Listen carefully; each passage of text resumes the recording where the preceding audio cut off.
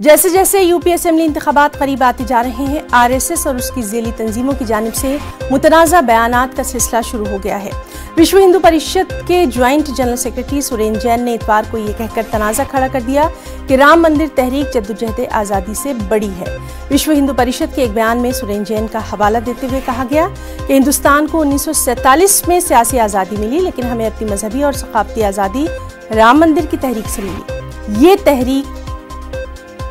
ये तहरीक आज़ादी से भी बड़ी तहरीक थी।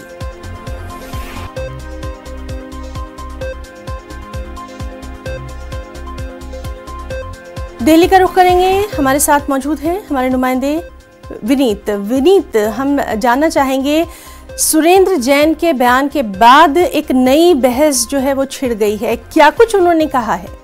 जी महिना, निश्चित तौर पर मैं आपको बताना चाहूंगा कि सुरेंद्र जैन ने साफ तौर पर ये कहा कि जिस तरह से जो हमें राजनीतिक आजादी जो है वो 1947 में मिली है, लेकिन जो जिस तरह से सांस्कृतिक और धार्मिक आजादी जो है वो राम मंदिर के निर्माण में से लेकर के उन्होंने जोड़ा है। साफ तौर पर उनका ये भी यह कहना है कि जो राम है वो हमारे आस्था के प्रतीक है, वो हमारे संस्कृति में के प्रतीक है, धर्म के प्रतीक है, और मैं इसी कारण जो है वो जो धार्मिक आजादी जो है या सांस्कृतिक आजादी जो है वो उन्होंने कहा है कि राम मंदिर के निर्माण को लेकर के ही जुड़ा हुआ था और उसके बाद ही में हुई है। एक बात में जो है वो सुरेंद्र जैन ने अपने भाषण में जब सबके राम पुस्तक का विमोचन हो रहा था उस वक्त में उन्होंने यह भी कहा था कि राम जो है वो सबके हैं, और एक बात उन्होंने यह भी कही थी कि आजादी जो है वो कहीं ना कहीं में जब